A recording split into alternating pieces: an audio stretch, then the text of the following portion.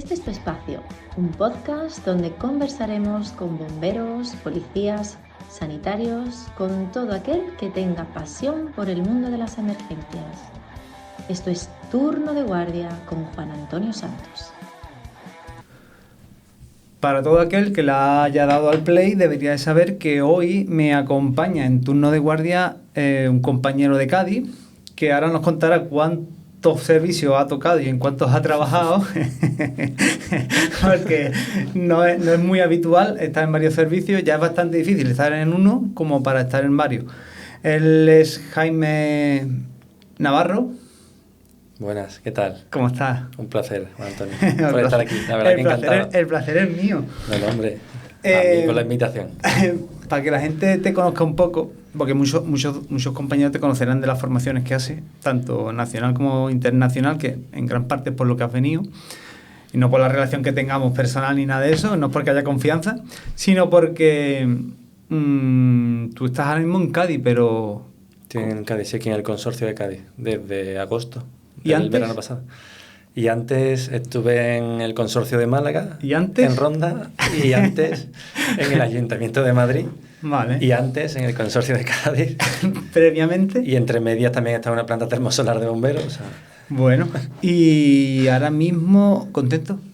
Muy contento, sí. La verdad que sí, porque como soy de aquí, de Jerez, estoy cerca de casa, cerca de la familia. Y al final ya tu vida te va llevando a tus prioridades. Y la verdad que muy contento de estar por mi tierra. ¿En qué parque? Estoy ahora mismo en el Parque de Algeciras. Guay. Parque de Algeciras de la zona 2 de Cádiz. Pues cuéntame la asociación. ¿Qué es lo que la gente realmente está súper interesada? Porque dais un montón de formación por ahí. La gente os conoce a ti, a Sergio, a la psicóloga, que no me acuerdo ahora cómo se llamaba. Arancha, Mercedes, que tenemos varios psicólogos. Hay 7 psicólogos en la asociación. ¿La asociación cómo se llama? Asociación Internacional de Bomberos y Psicología. ¿Y por qué ponen el polito estudios? Porque el nombre original de la asociación, que se creó en 2017, era Asociación Internacional de Estudios de Bomberos. Entonces empezó con la iniciativa, la inquietud de 3 compañeros de Madrid. Yo estoy en Madrid 9 años, en el Ayuntamiento de Madrid. Y Gonzalo, Javi y Samuel tenían la inquietud de aprender, de compartir conocimientos, tanto a nivel nacional como internacional. Y como no veían otra vía, pues decidieron hacer ellos 3 solos a la aventura, una asociación para intentar ponerse en contacto con otros servicios e intercambiar experiencias o conocimientos o protocolos, procedimientos, y así pues enriquecer el mundo bomberil. Sí, porque aparte de la formación también hacéis colaboraciones con... He estado leyendo que hacéis intercambio. Sí, esa era un poco la inquietud de ellos en un principio, porque Gonzalo viaja mucho. De hecho, ahora mismo Gonzalo acaba de llegar de Nepal. Es muy raro coger a Gonzalo en casa. Ha sido un viaje de placer, pero muchos son de bomberos. Y él tenía esa inquietud, y entonces él desde pequeñito, su padre también era bombero en Aranda de Duero, y siempre ha vivido ese mundo y le ha gustado moverse en ese ambiente, y empezó a ir de muy jovencito a las jornadas de Béjar, que conocerás, las jornadas nacionales. Yo las conozco, pero nunca he ido. Pues te las recomiendo, yo he ido 5 veces. Todo el mundo me recomienda lo de Béjar. ¿No has ido nunca a Béjar? ¿Tú no has ido nunca a Béjar? Yo no he ido nunca a Béjar. Pero o no me ha cuadrado o no te has enterado. Yo no me he enterado porque todo el mundo me dice, ¿vas a ir? Le digo, no, pero que no he ido nunca, no sé. Y aparte ahora dicen que ha cambiado un poquito. Bueno, ya no lo lleva quien lo lleva y ahora es otro. Sí, porque Manolo Gallego era quien lo llevaba y se jubiló ya en el 2021 y ahora han cogido el relevo. Espero que el espíritu siga vigente. Yo creo que sí. Yo los últimos 2 años no he ido, el año pasado por oposición y el anterior porque no me cuadró, por temas de que estaba justo moviéndome de Madrid al consorcio de Málaga, y entonces me era inviable y había que priorizar. Y de hecho las jornadas eran jornadas nacionales hasta que entró un poco la asociación y empezaron ya a llamarse jornadas internacionales de bomberos de Béjar, porque empezó Gonzalo a traer compañeros de Ecuador, de Chile, y ahí empezó un poco el intercambio internacional. Él empezó de sus viajes, iba claro a los parques de bomberos, como hacemos todos los que... Iba contactando con gente. Claro, iba contactando con gente y le decía, pues venirse en mayo a las jornadas de Béjar, yo os busco alojamiento, yo os llevo a mi casa, o nos comemos ahí un asado. Y empezó así, claro, y después los bomberos como somos, pues decía, pues vente, cuando vengas por Ecuador, por Colombia, por Argentina, pues te vienes. Y entonces ahí empezó un poco y empezó a hacer intercambios de ir a, mejor, por ejemplo, Gonzalo fue con su padre, con Javi, con algún compañero más, y con Juan, a Argentina, y se fueron 2 semanas. Y estuvieron viviendo con los bomberos, saliendo a las interacciones con los bomberos de allí, les dieron su EPI y compartieron con ellos pues unos días hicieron cursos. O sea que al final ahí un poco fue el principio de la asociación, del tema de intercambios así un poco informal, que lo suyo sería que fuese formalizado por algún servicio, pero como allí en Sudamérica sobre todo no tenemos el problema de idioma y es un poco todo más de andar por casa y es más fácil que te permitan... Es más voluntario. Son más accesibles que aquí, que aquí somos más estructurados, más por el tema de las leyes y demás, de poder meter a alguien en un operativo es muy difícil, que también ya se ha empezado a hacer a raíz de que Gonzalo en Madrid, pues ya han venido bomberos de Berlín, fueron algunos, han estado un mes compartiendo, saliendo a salida a ver cómo funcionamos, o sea que poco a poco él ha ido metiendo ese espíritu en el propio servicio. ¿Y la asociación ahora mismo con cuántos miembros cuenta? ¿Cuántos son?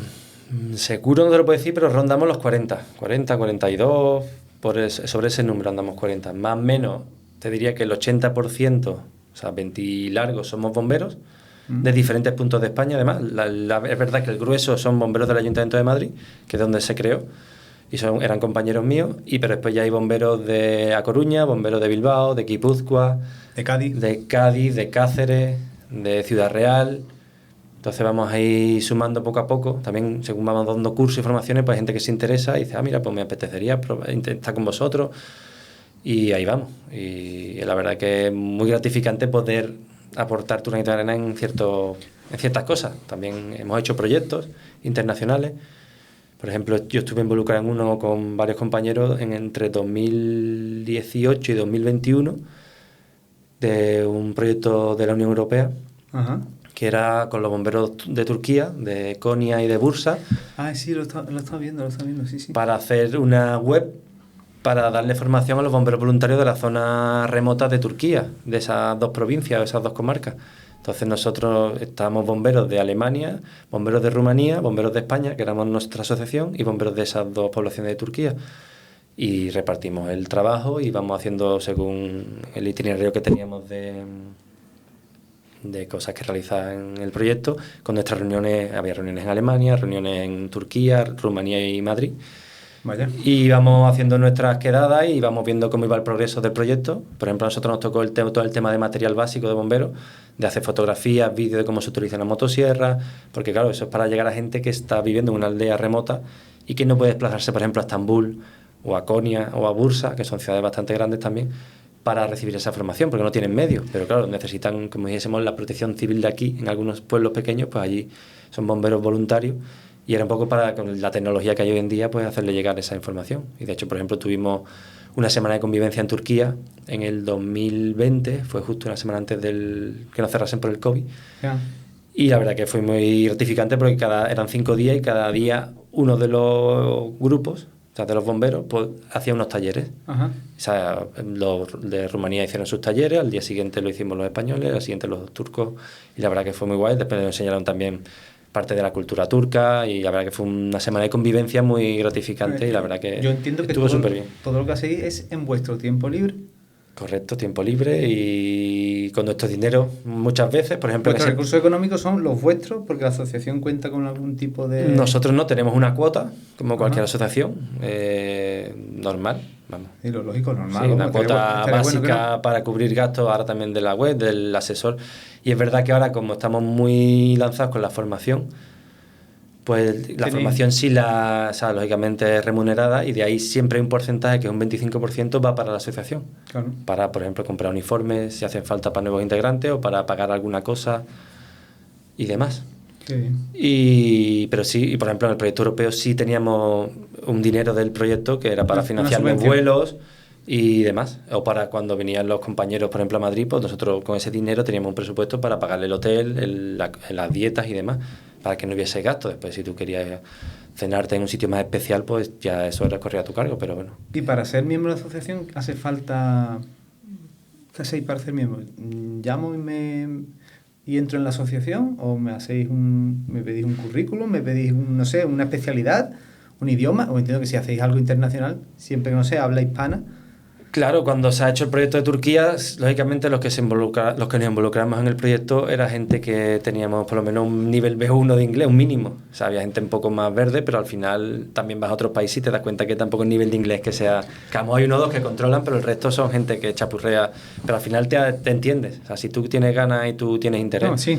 la comunicación fluye. Entonces, no se pide un currículum, o sea, simplemente pues hablar con los compañeros que lo llevan más, que son Sergio y algún otro, y si ven que cuadra el perfil y que tampoco hay que tener un perfil específico y hay gente con ganas de sumar y de aportar y de colaborar, o sea, nosotros estamos abiertos a todo. De hecho, en la asociación, como te decía, la mayoría son bomberos, pero también tenemos inspectores de Policía Nacional, médicos forenses, 7 psicólogos y psicólogas, ¿qué más? Enfermera del 061 de Jaén, también hay una compañera que es Susana, y también graduados sociales, o sea, todo el tema así, hay muchos perfiles. Pero no por ejemplo, el graduado social no es bombero, No es bombero, un graduado social. igual que los psicólogos. Hay un psicólogo que es psicólogo y bombero, que es un compañero de la Comunidad de Madrid, Ajá. que es Erno, pero el resto son psicólogos. Hay psicólogos más no tan dedicados a la emergencia y psicólogos especializados en emergencia. Sí, pero claro, que claro. hay otros que no están tan especializados, pero al final les ha gustado el proyecto, son conocidos de otros compañeros y se han integrado súper bien en el grupo y por eso, a raíz de que empezaron a entrar más psicólogos, cambiamos el nombre a Asociación Internacional de Bomberos y Psicología. Qué bien. Ya tendríamos que poner de policía, de No, graduado claro, social, claro. o sea, Que no, tendríamos que ya ampliarlo, pero bueno. se nos va de las manos. Pero sí, un poco, ese fue el cambio un poco. Y realmente usted está llegando a la gente por el tema de la tentativa de suicidio. Sí, Hay un montón de eso... historias, porque yo te estoy escuchando y, mira, pero realmente lo que la gente llega a conocer realmente es lo que ve en la calle, lo que está funcionando. Y es que lo que hacéis con la tentativa de suicidio está dando una proyección, no ya a la asociación, sino al compañero que recibe la formación y se queda. Yo me quedé maravillado, porque yo he tenido mis actuaciones con suicidas. Algunas han salido bien y otras muy mal, pero lo que estáis haciendo es que, no sé si sois pionero, pero no conozco anteriormente nada. Si acaso alguna formación, no sé. Sí, algún taller, alguna cosa así pequeña había, pero claro, esto al final es que se han juntado como dos grupos. Una fue la asociación, como te he contado un poco la historia y la evolución, y no a la par, pero más o menos, en el 2017, final de 17, principio de 18, yo conocía a dos compañeros, Santi y Sergio Tubío, que lo conocemos como Bilbo. Sí. Santi y Bilbo. Y cada uno por un lado me habló de que tenía inquietud del tema de tratar el tema de la intervención en suicidas porque no había formación.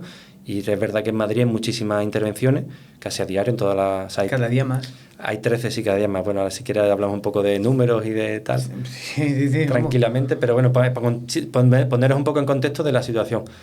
Entonces ellos me hablaron, cada uno por un lado, de que tenían esa inquietud de crear un grupo en Madrid formativo, de que se dedicase un poco más a formarnos en ese tipo de intervenciones que son muy complicadas. Entonces yo los puse en contacto, les pasé el teléfono a cada uno a uno, hablaron, y conmigo contactaron luego nuevamente. Vamos, de hecho tengo una anécdota con Bilbo, que contactó conmigo cortando un pino en un tejado de un chalet de Aravaca, mitad de intervención que duró unas 10 horas, era un pino gigante, y en mitad de la intervención me dice: oye Jaime, ¿a ti te apetecería formar parte del grupo de intervención de tentativa de suicidio que vamos a formar? Y digo, bueno, si tú quieres, si tú lo ves. Dice, sí, yo creo que contar contigo. Y eso fue en la primavera, o sea, más o menos ahora, del 2018. Marzo, abril del 2018. Y la unidad formativa de Bomberos de Madrid en intervención en tentativa de suicidio se creó en mayo. Y dimos los primeros cursos en junio. O sea, fue todo lanzado. Porque claro, cuando Bilbo presentó el proyecto en la escuela... ¿En la escuela te refieres? En la escuela de Bomberos de Madrid, Ayuntamiento. del Ayuntamiento de Madrid, correcto. Le dijeron, llevamos años esperando este proyecto. Y le dijeron que sí del tirón. Y dice, ¿qué necesitas? Y se quedó, ¿cómo? Y dice, sí, ¿qué necesitas para empezar ya? Para hacer un proyecto piloto. Qué alegría, ¿no? Claro, porque había esa inquietud, esa necesidad de que no sabíamos cómo intervenir bien en ese tipo. Yo ya había tenido intervenciones, por ejemplo, siendo bombero de Madrid, en intervención de suicidio y veía que no iba bien, o sea, que no se hacía del todo bien, que había cosas que no me gustaban, que me rechinaban, pero claro, tú ya llegas nuevo, una ciudad grande, como en Madrid, que es muy grande, pues entonces al final tú no comentabas mucho, pero bueno, me gustó el proyecto y yo me involucré. Entonces, claro, a raíz de ahí, la unidad empezó a darle forma, empezamos a formar a todo el personal del Ayuntamiento de Madrid. ¿Y qué pasó? Y hubo un compañero, que de hecho ha estado contigo aquí, que es Eusebio. Sí. Que de hecho me pidió... ¿Dónde no ha estado Eusebio? Eusebio está en todas partes. Cuéntame dónde no ha estado. ¿Dónde no ha metido? Bueno, yo en parte soy bombero gracias a él, porque él fue de las primeras personas que me pasó apuntes de bombero cuando empecé a opositar. Me lo creo. Perfectamente. Me lo creo, sí, ¿no? Con agua de lluvia, con su sello de agua de lluvia. verdad. Y tenía su sellito en todos sus apuntes y fue de los primeros que me pusieron en contacto. Sí. Y lo conocí aquí en el Parque de Jerez, además, amigo de Alberto y demás. Alberto. Y él fue el que me empezó a pasar apuntes y él me preguntó, oye Jaime, ¿y podría ir algún día de observador a esa formación? Claro, yo pregunté al servicio y me dijeron, sí, puede venir, bomberos de fuera pueden venir, si su servicio le autoriza. Bueno. Y entonces Eusebio fue como digamos, perrito piloto en ese tipo en ese proyecto. Entonces fue el primero que vino invitado de otro servicio, que vino además con otro compañero, si no recuerdo mal, y vino a una formación de bomberos de Madrid. Y claro, y ya a partir de ahí, pues ya otro compañero pues, de Diputación de Sevilla fueron los siguientes. Después hicimos una formación en el 2019 para bomberos de toda España, así como un proyecto del Ayuntamiento piloto en el Parque 12. Ajá. Y vinieron 30 compañeros de diferentes servicios. Vale. Que de hecho hubo un compañero del Consorcio de Cádiz que estuvo allí, que es Juanca. Y hubo de Albacete, de esa... Y yo me acuerdo de eso. Sí, entonces ya ahí fue como que se extendió, plantamos la semillita que se extendió por toda España sobre ese curso. Ya dijimos, hostia, este es un buen curso, eran 24 horas, le dimos además, veníamos un poco quemados, por ejemplo, en Madrid, de la formación de que era muy mala, de que como eran 24 horas y te repetían los 4 días lo mismo. Yeah. Decía, otra vez lo mismo de ayer. Y era como que tú veías que los formadores no tenían ganas de dar esa asignatura. ¿Te refieres a la disciplina que fue? Diferentes disciplinas, ya puede ser tráfico, altura. Ya, entiendo perfectamente. O sea, de gente que está allí porque cobra un dinero, pero que no le pone interés, o que como que ha improvisado, te está leyendo el PowerPoint, mira aquí. Y si no es Luis, va a ser Paco. Claro, el que le toca ese día va a ir. Claro, y uno que te ha tocado, pues venga, pues hoy me saco un dinero, pero tampoco le pongo muchas ganas, lo mínimo, y me leo lo que me dan y fuera. Entonces nosotros no queríamos eso, entonces hicimos una formación en que cada día era diferente y para motivar al alumnado, y al final la gente lo recibió como diciendo, empezaron las críticas hacia nosotros de el mejor curso que he recibido, este curso, estoy flipando, o sea, eso de compañeros de Madrid, decían, no, gente que se jubilábamos al año siguiente nos decían, es el mejor, o sea, no pensaba que antes de jubilarme pudiese vivir un curso con esta calidad, tanto profesional como técnica, como humana, de gente que le pone interés. Entonces, claro, eso se empezó a correr, empezaron a venir ya en todas las ediciones de Madrid bomberos de diferentes servicios, 2, 3, 4, de hecho había cursos en los que habíamos 7, 8 bomberos de Madrid y 12 bomberos de fuera. Había más gente a veces de fuera que de dentro, de Huesca, sabes, que han venido de toda España. Pero ¿qué pasó? Que claro, muchos de esos bomberos han pedido a su servicio esa formación y decían, queremos que nos formen los bomberos de Madrid.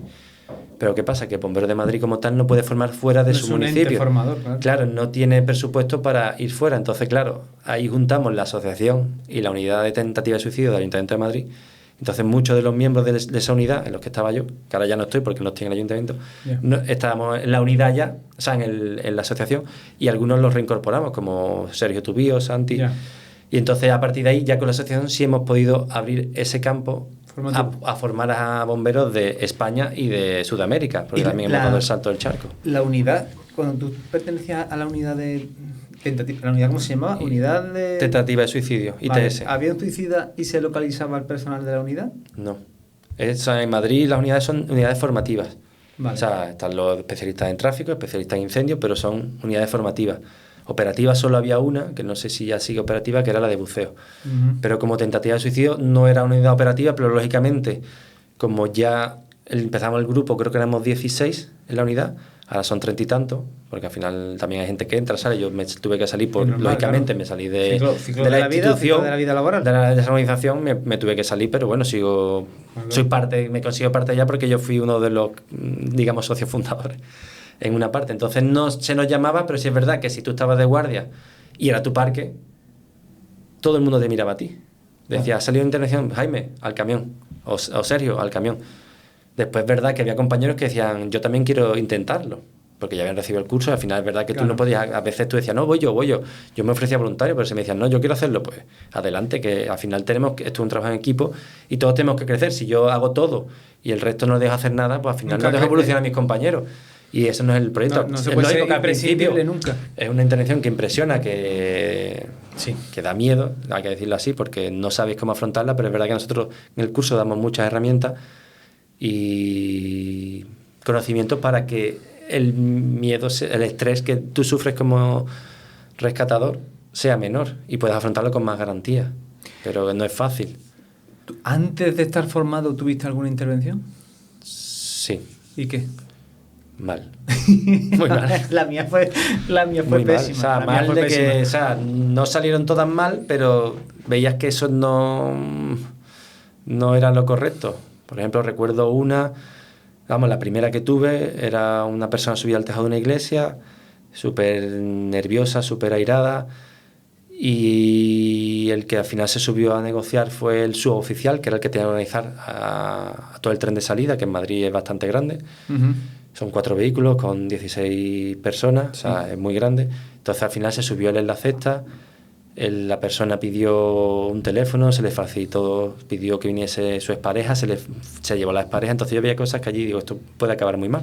Al final afortunadamente acabó bien después de 3 horas, pero había cosas que no... Abajo, claro, había un descontrol porque, claro, el mando estaba subido en el tejado de la iglesia. Entonces ¿Subió el mando porque tenía algún tipo de formación? Porque él asumió esa responsabilidad. Ya está. O sea, por falta de formación, al final, lo que decimos en los cursos, los compañeros de muchas intervenciones anteriores, igual que hemos hecho nosotros, y de vídeos que ves en internet de diferentes servicios del mundo, lo han hecho lo mejor que han podido con los conocimientos que tenían y con las herramientas que tenían. O sea, desde casa es muy fácil criticar cualquier tipo de intervención, pero claro, tú no sabes realmente, ves un pequeño fragmento de una intervención que ambos son horas. Totalmente de acuerdo. Entonces, al final, eso hay que dejarlo claro, es decir, los vídeos que ponemos en los cursos son para aprender y para mejorar, porque eso mismo que vemos en los vídeos que ponemos lo hemos hecho nosotros en otras intervenciones. Si no lo he hecho yo, lo ha hecho Sergio, lo ha hecho Santi o cualquier otro compañero.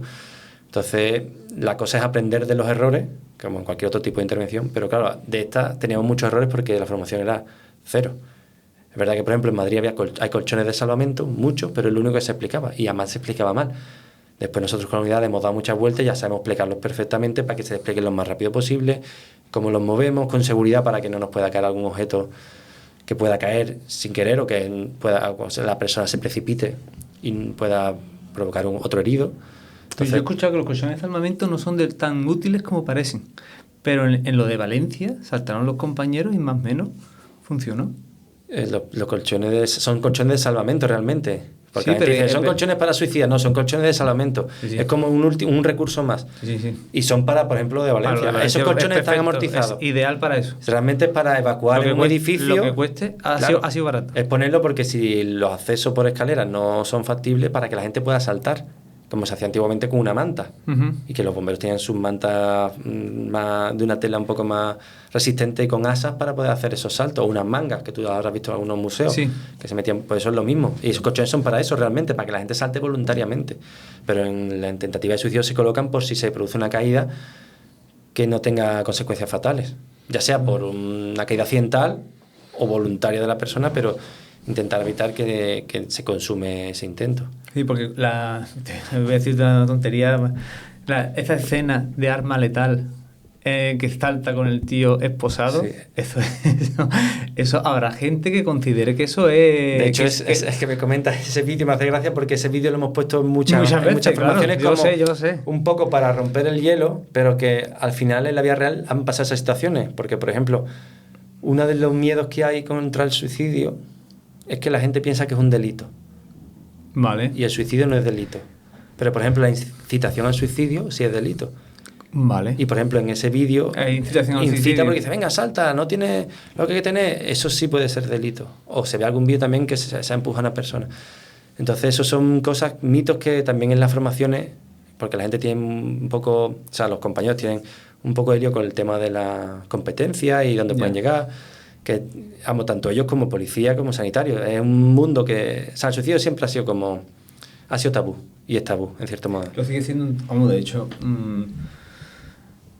bueno, que sí que el suicidio es un tabú porque es que ni sale en prensa, ni el que se lo plantea lo comunica a la gente cercana para alertar o para cuidarse a sí mismo. Claro, pero es que no es fácil. No, tío, no, es no es que sea tabú, es que es súper complicado decir no tengo ganas de seguir con mi vida. Es que es complicado, porque todo el mundo te va a decir... Sí, no, pero o sea, ahora te explico si no realmente... Vale, yo a ver, estamos aquí para que me corrija, que la gente que te escuche diga, hostia, pues lleva razón, ¿no? No veo salida, no veo solución. Eso es lo que no lo veo, es que no la veo. ¿Por qué? Porque llevo años luchando con una situación y ya no es que no tenga la solución, sino es que cada vez tengo más problemas. Porque, vamos a poner un caso normal, me separo, no veo a mi familia, pierdo el trabajo, pierdo la casa, en fin, llega un momento que lo siguiente que es lo que es. Y te llega otra cosa, porque seguramente en la vida te pasan cosas. Y no hay salida. Y entonces ahí ya cuando uno se plantea realmente, bueno, yo vengo a la vida para ser feliz, no lo soy, parece que no lo voy a hacer. Es lo que intentamos, pero claro, al final es que el problema del suicidio, o sea, ha sido tabú desde hace siglos. O sea, esto se trataba en la época romana. De hecho, por ejemplo, por ponerte un ejemplo... ¿De la época romana? Viene, sí, ya se trataba y era un poco como que estaba mal visto. Sí, esto viene de hace muchos años, siglos, o sea, no es de hoy. Y entonces, claro, eso se ha ido arrastrando. Y, por ejemplo, en España, por ponerte un ejemplo local, no se permitía enterrar en un cementerio, en un camposanto, a las personas hasta 1983. Hombre, que tú habías nacido y yo también.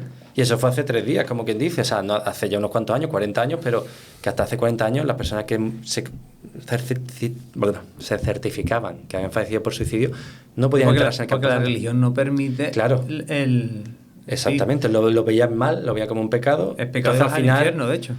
Claro, al final eso se ha metido en la cultura y al final eso se tapa. Y ha habido suicidio y no, lo tapo y no se lo comento a los familiares, a los amigos. No, Pedro o Pepe o Juan ha fallecido porque se ha caído o porque ha tenido un accidente. Pero se tapaba y se tapaba en la propia familia. Al final eso se hace una bola. Entonces al final las personas que viven la situación que tú has dicho, porque al final hay que dejar claro que las personas que hacen una tentativa de suicidio son personas normales, como tú y como yo, que están pasando una mala situación y al final son un cúmulo de muchas circunstancias porque no es una causa sola el suicidio, eso es multicausal. Es un cubo, para hacer un símil, un cubo de agua que se va llenando y te va cerrando, o sea, te va agobiando y hay un momento que hay una gotita que colma ese vaso o ese cubo y te desborda y ahí tienes el intento, ¿vale? Por ejemplo, en este libro que tenemos aquí, que es La Niña María, son relatos de personas normales, o sea, no sé si que han tenido intento de suicidio y te cuentan su historia y cómo lo vivieron y al final... ¿Lo va un poco a la cámara? Es que le estoy pidiendo a la gente que viene al programa que recomiende un libro. Lo vamos a contextualizar un poco. Y entonces, me has traído estos dos, que son La Niña Amarilla, que no he leído ninguno de los dos. ¿Vale? Si quieres yo te los dejo y te los lees. Porque... No, ahora mismo estoy con pero yo no tengo... El poder de la hora. Estoy yo ahora. Bueno, creo que ya tienes trabajo para luego. Porque son muy interesantes y también tengo pendiente ese de ahí. ¿Y de qué van? Cuéntame. Pues eso, La Niña María está escrito por María... O sea, escrito no, ha hecho es una recopilación de relatos suicidas desde el amor, porque al final es difícil abrirte para expresar lo que estás sintiendo y lo que has vivido para llegar a la situación de tener una tentativa de suicidio. Y ahí te cuentan muchísimas personas, son pequeños relatos de su historia, de qué es lo que les pasó, cómo fue su situación empeorando, cómo solo veían, como tú decías, tienen como una visión túnel y la única salida que ven para dejar de sufrir, porque eso es otro mito, las personas que se suicidan no quieren morir, quieren dejar de vivir la situación que están viviendo ahora, que es muy difícil y la única salida que ven es que su mente le dice que morir es una solución y ya visualizan esa única salida. Y lo que tenemos que intentar, cuando vamos a una tentativa, es intentar abrirle otras puertas, hacerle como de luz o de faro para decir, mira, has valorado otras opciones. Y eso es una cosa muy difícil. Entonces, en estos relatos ves realmente lo difícil que hay, te ves reflejado mucho porque dices que son personas con una vida normal, que han pasado traumas de pequeño, traumas en la adolescencia o de adulto. Y, por ejemplo, María Quesada tuvo un intento, ahí lo tenéis en el libro, y es verdad que se agradece que vivir eso, porque para entender el suicidio hay que tocar el dolor y saber qué puede estar pasando a esa persona para empatizar con ella, con ese sufrimiento que es tan brutal que tiene. Porque nosotros vemos una puntita del iceberg, pero debajo tienen una bola que son muchísimos años, que no es de un día para otro. Si es verdad que, por ejemplo, en adolescentes es más impulsivo, porque estás en una época de cambio, tienes un cambio no muy grande, pero también estás sufriendo otras cosas y es más impulsivo y de hecho, es la primera causa de muerte en menores de entre 30 y 14 años, que es muy fuerte en España, el suicidio. Ni accidentes de tráfico, ni enfermedades. O sea, el suicidio es la primera causa de muerte en menores de 30 años. Pues eso hay un problema social de la sociedad que hay que afrontar, porque el tema de salud mental está muy abandonado. ¿Ha avanzado dentro de las estadísticas? ¿Ha evolucionado a más? Sí. ¿O ya antes la gente se suicidaba, no hay constancia? Es decir, la gente se ha suicidado siempre a lo largo de los años. Pero ahora estamos en una sociedad que tiende al suicidio. El problema, lo que pasa es que ahora se cuenta mejor. Vale. Pero sigue habiendo y hay muchísimos más de lo que realmente se dicen en las estadísticas. Ya, claro. Porque realmente las estadísticas, por decirte un número, ahora mismo, el 2023, que ha sido la última, ha habido 4.223 o 27, me baila un poco, pero 2.200 y pico suicidios en España, certificados como tal, porque ha habido una carta y demás. Pero después hay muchos accidentes, como por ejemplo caída a distinto nivel, que hay otras casi 4.000. Y casi 4.000 caídas accidentales son muchas también. Son muchas. Y ahogamientos accidentales también hay 3.900. Ahogamientos accidentales, sí. Pero en esos ahogamientos accidentales no entran piscinas y mar. Son ahogamientos, por ejemplo, con un cable o en una bañera. Y muchos de esos, si no se puede ver claramente, se cataloga como eso. Pero hay realmente la estadística, muchas veces se dice, este país tiene muchos índices de suicidio, pero vamos, ese país que cuenta mejor los fallecimientos. Claro.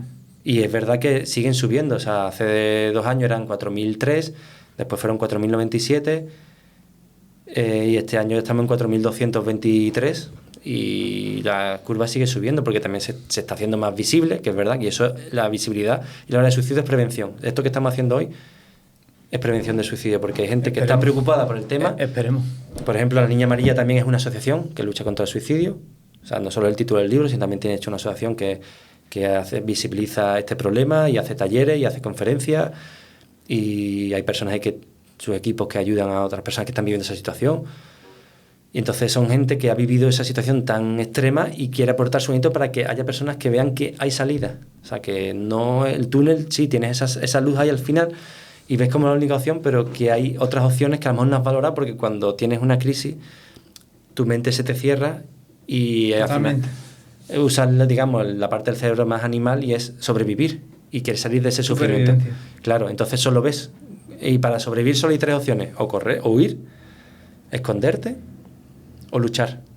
Y realmente cuando está en una crisis suicida lo que hace es... Las tres opciones... Muchas lo que hace al principio las es... Las opciones, en momentos difíciles en los que la vida te da la Mucho espalda y te empuja y te golpea, las 3 opciones que tú has dado, es que ninguna es agradable.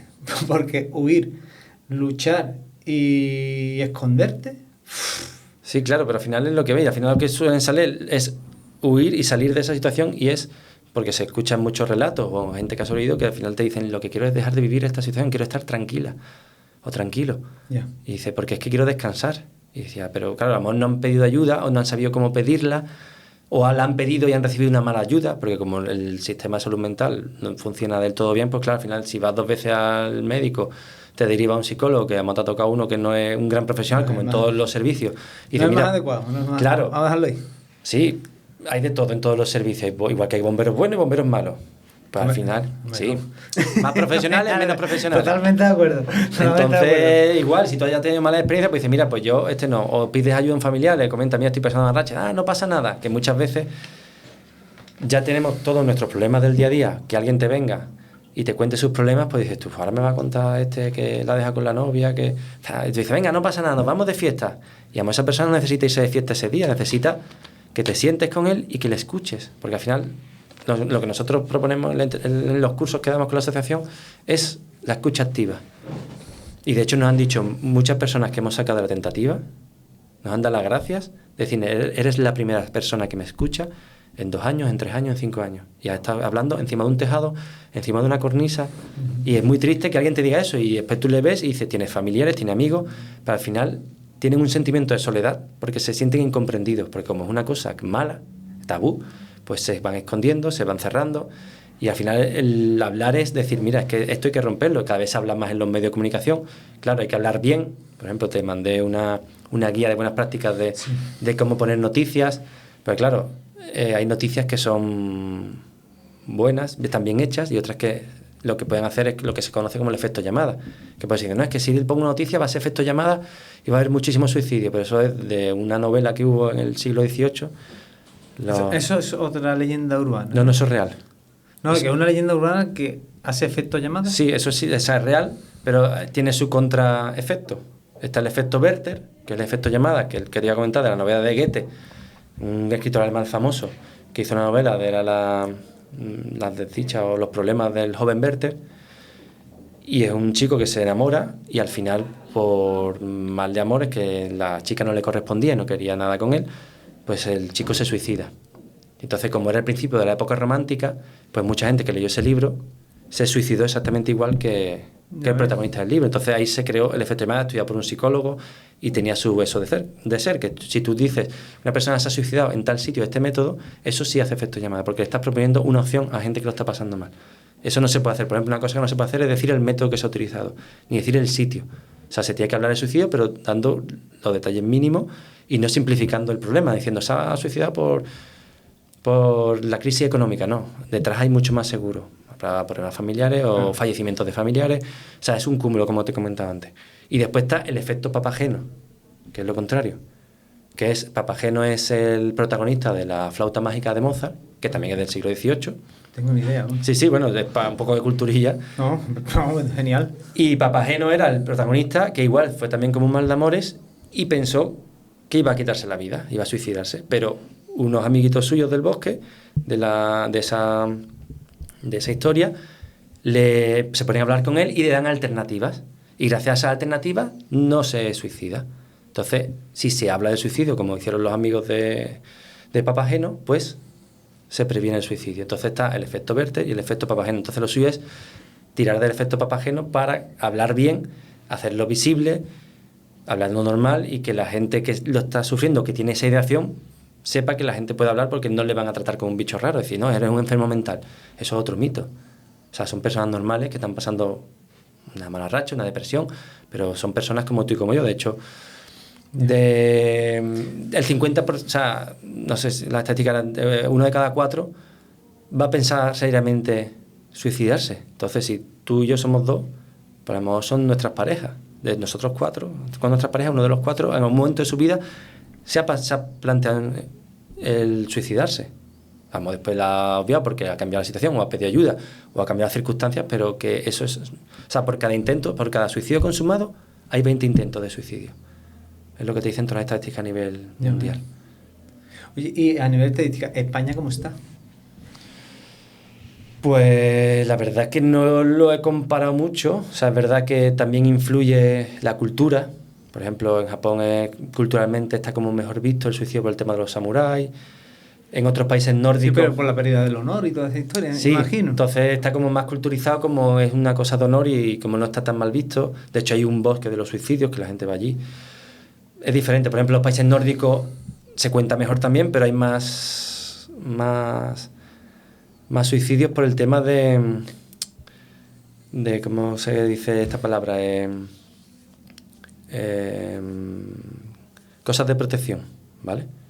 No sé cómo, no me sale el Sí, recursos de protección, digamos, que por ejemplo los países nórdicos están acostumbrados a estar solos en una cabaña Vale. durante 2 meses que no hay sol, entonces al final estás solo, pues no tienes una ayuda. Por ejemplo, en España es más normal, Son más sociables, salimos más a la calle, tenemos más, somos más familiares, el ambiente familiar aquí es más, se hace más piña. Por ejemplo, una cosa que sorprendía cuando vinimos a hacer el curso aquí en Cádiz, me decían Cádiz es de la provincia con más paro de España, con muchas cosas que no van bien.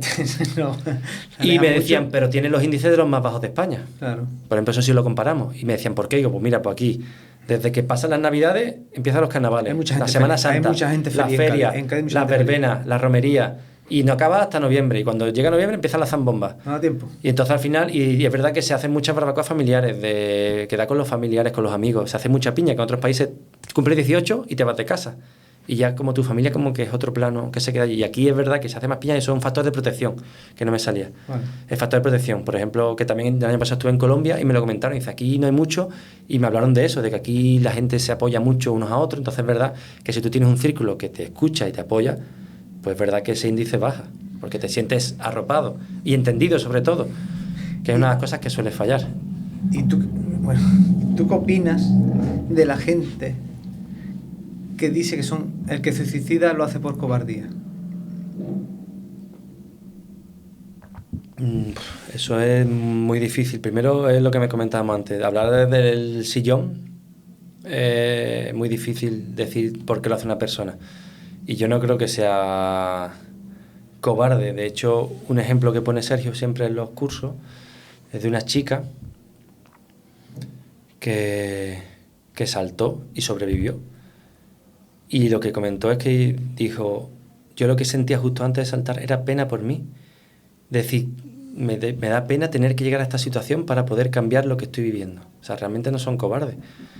Porque es que lo que no ven es otra salida. Al final es como un secuestro emocional de tu cabeza y solo ves esa opción como vía de escape para dejar de vivir lo que estás viviendo. Entonces eso es muy duro. O sea, realmente no son cobardes. Porque realmente ellos...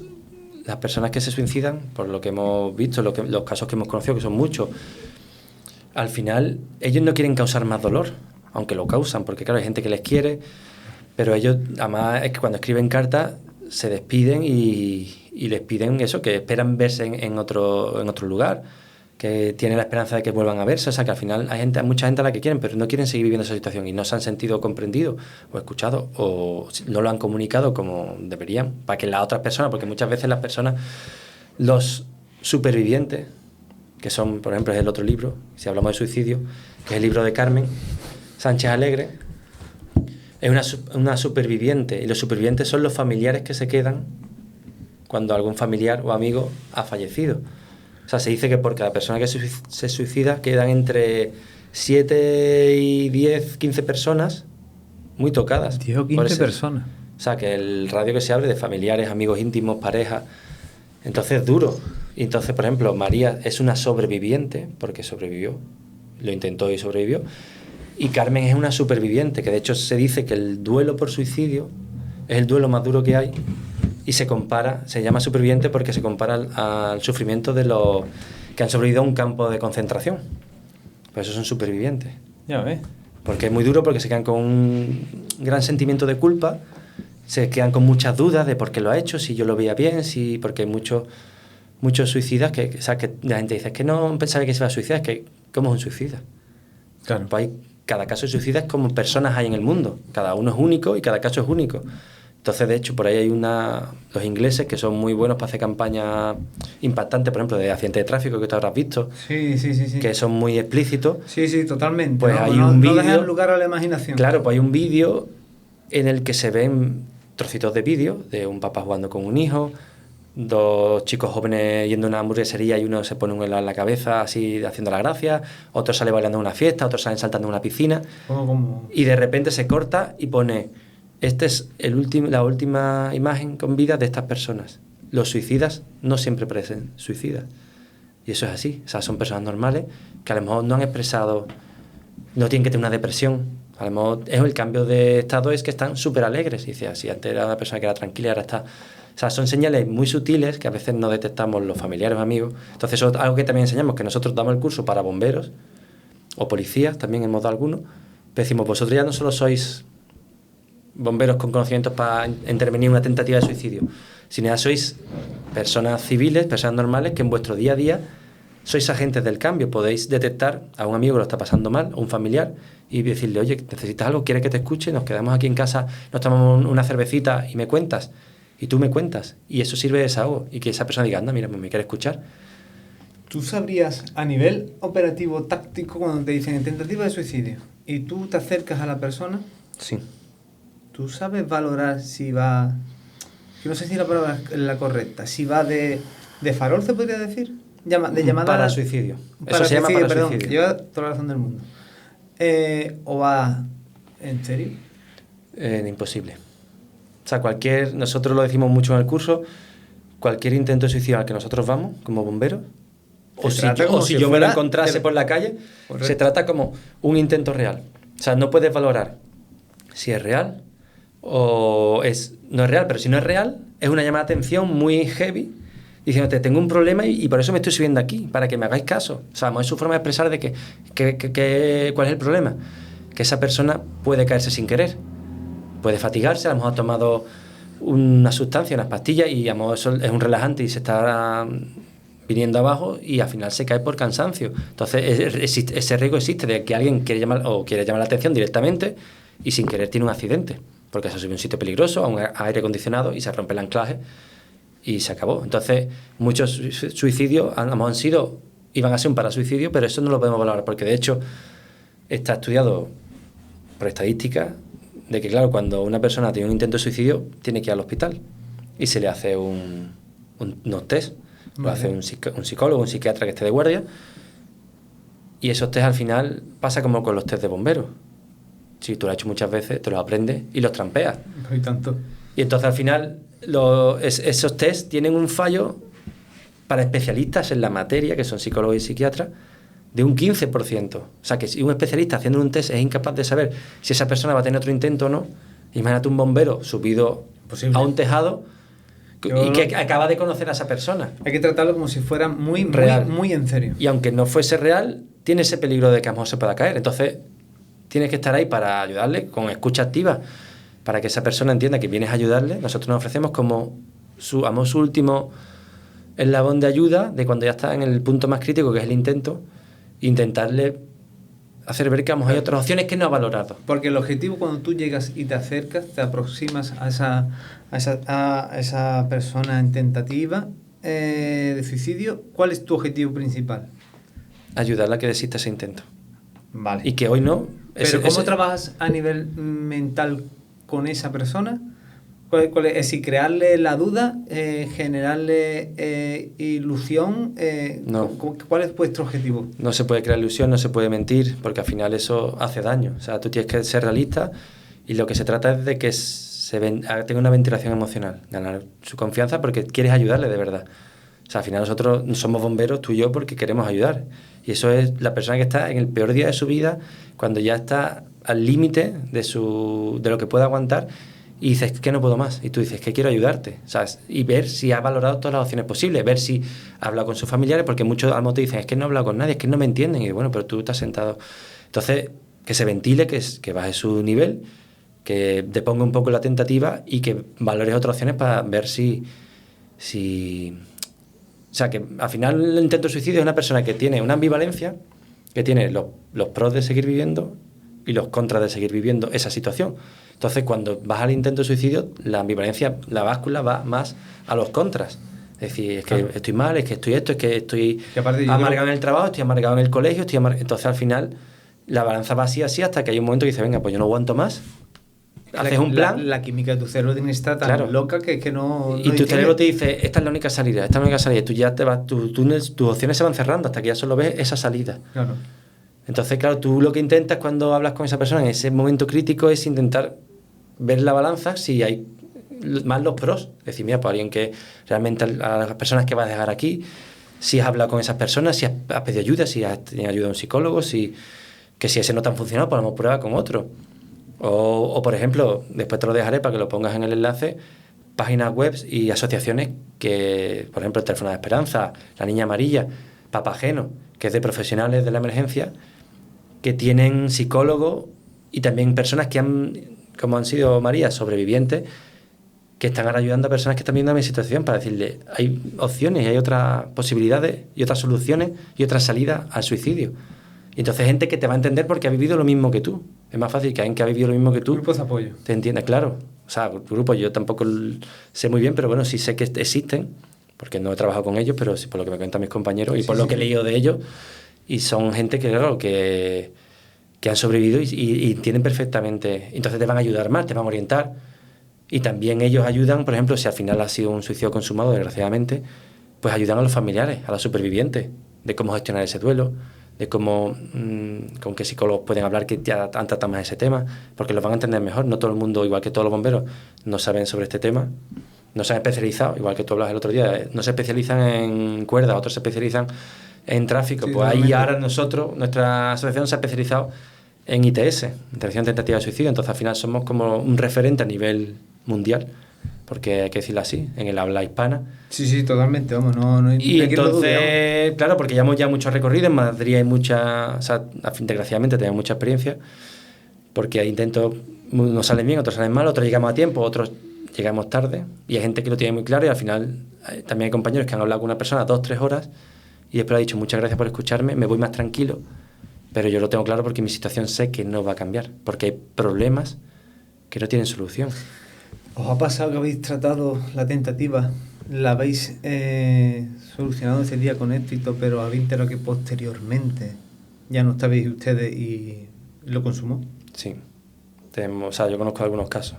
A mí no me ha pasado, pero sí conozco compañeros y gente que lo han intentado, pero también es verdad que el 90% de las personas que han salido de un intento de suicidio, ya sea voluntariamente o porque han recibido la ayuda, ya sea en un momento dado de un amigo o, por ejemplo, de los bomberos o de cualquier rescatista, el 90% no fallece por suicidio. No lo vuelve a intentar. Fallece por otras causas, un accidente, por una enfermedad, pero eso son estadísticas, o sea que al final hay más opciones. Hay gente que sí, queda. Hay gente, ese 10%, pues hay gente que sí, que al final tiene unos ciertos problemas que ya entra en una bola y al final no ve, y al final lo intenta 1, 2, 3, 4, 5 las veces que... Pero que esa estadística está, o sea que esa esperanza existe de que el que sale o el que busca ayuda o el que lo intenta esa otra oportunidad, la mayoría, el 90%, no muere por el suicidio. ¿Tú no has perdido... Y eso te motiva a seguir ahí. Hombre, claro.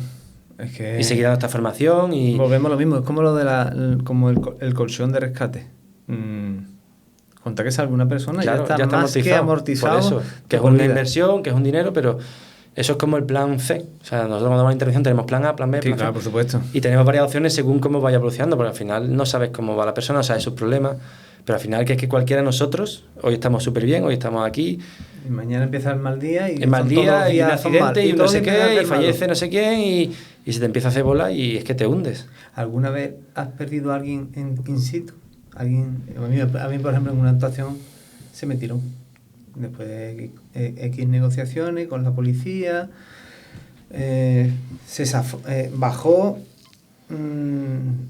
salió mal, algo salió mal y... Bueno, no. Es súper largo, sí, salió mal porque...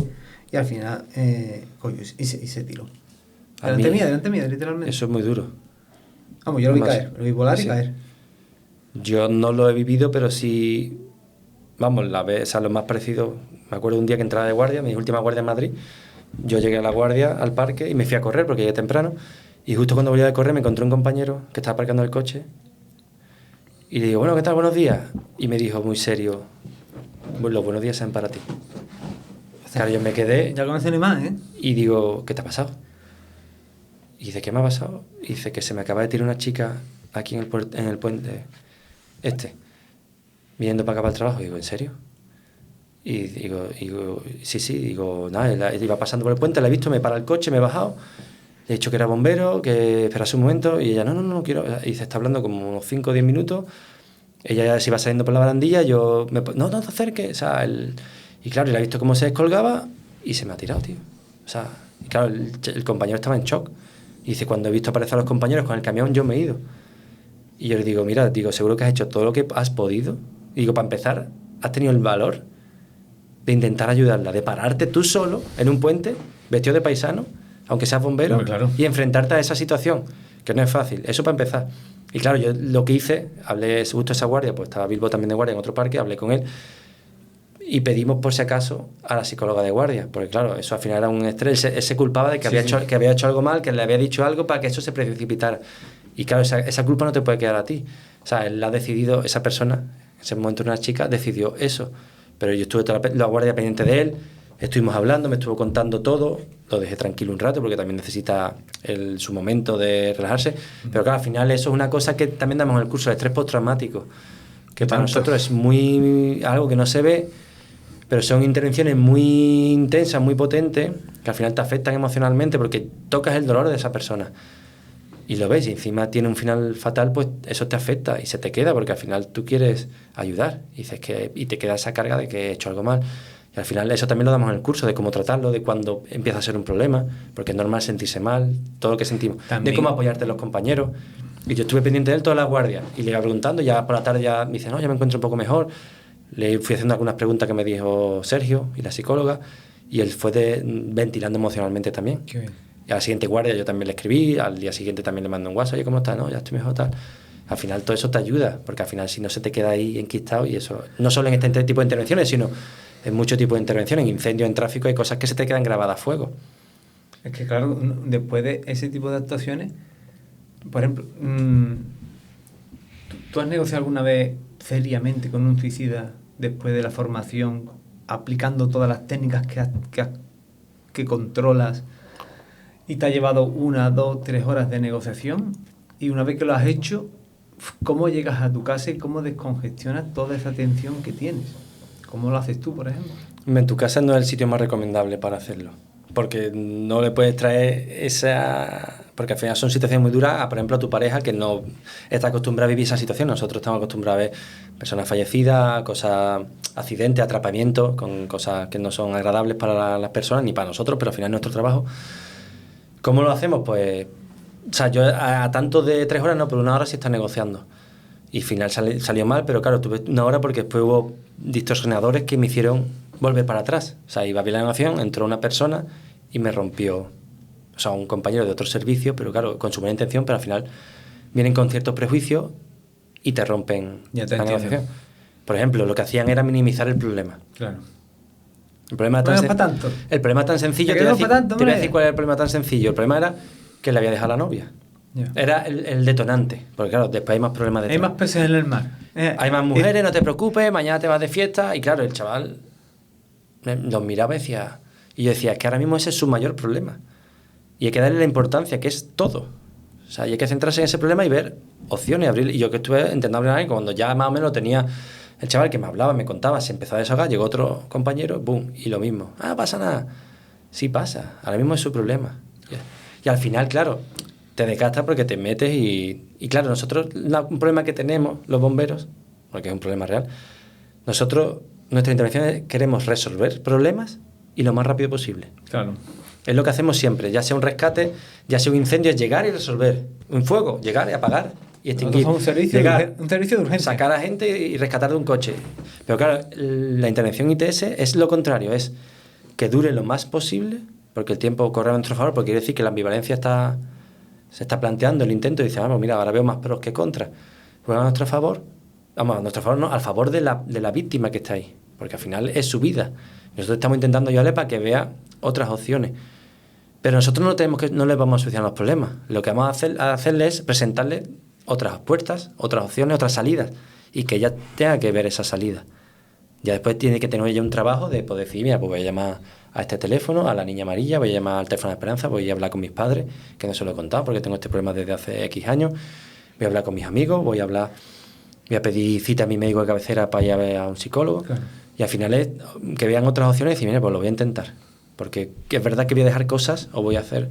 O sea, aquí que me da pena dejarlas, como familiares, o dejar de... Yo qué sé, si te gusta la montaña, pues ir a la montaña, ir a la playa. O sea, te quedas sin lo malo, pero también te quedas sin lo bueno. Entonces, a lo mejor no se la llega a plantear del todo, o sí, pero tú necesitas otra oportunidad. No pierdes nada, porque realmente no pierdes nada.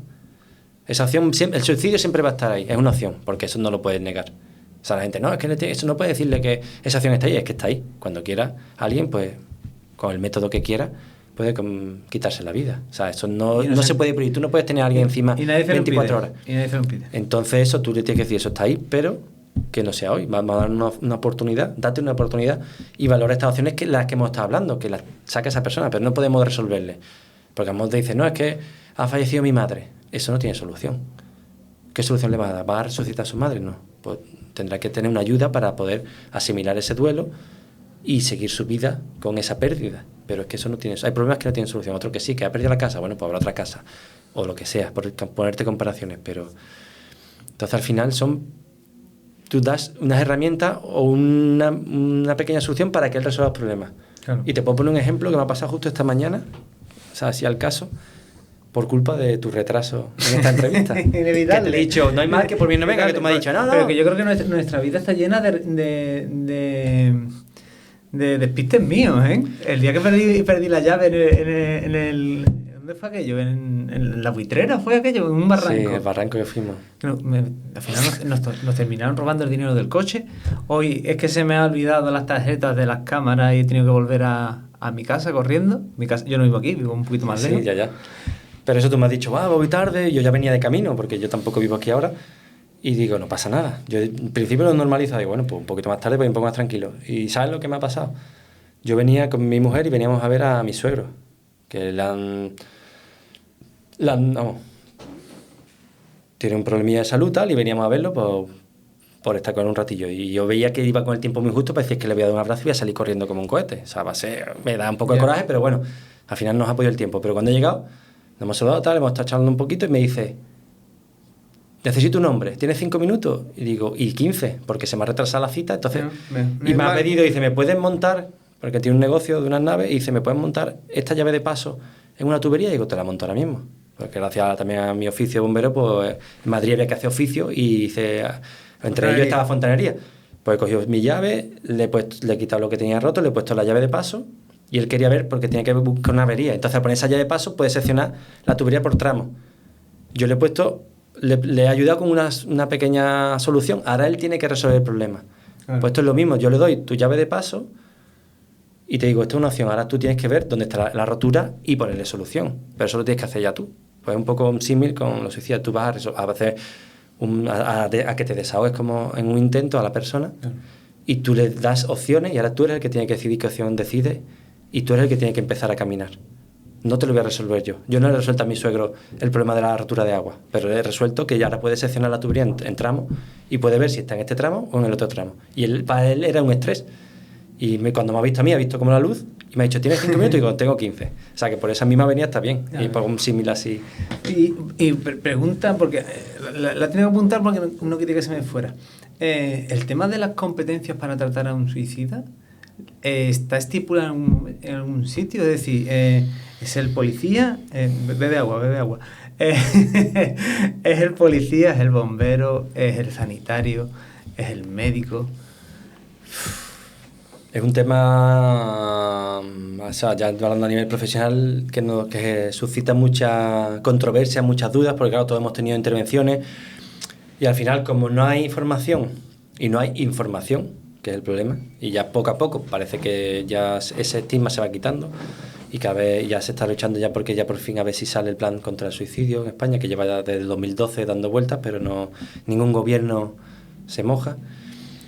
Las competencias... O sea, planes de actuación conjunta de policía, sanitario y bomberos, solo hay 2 en España.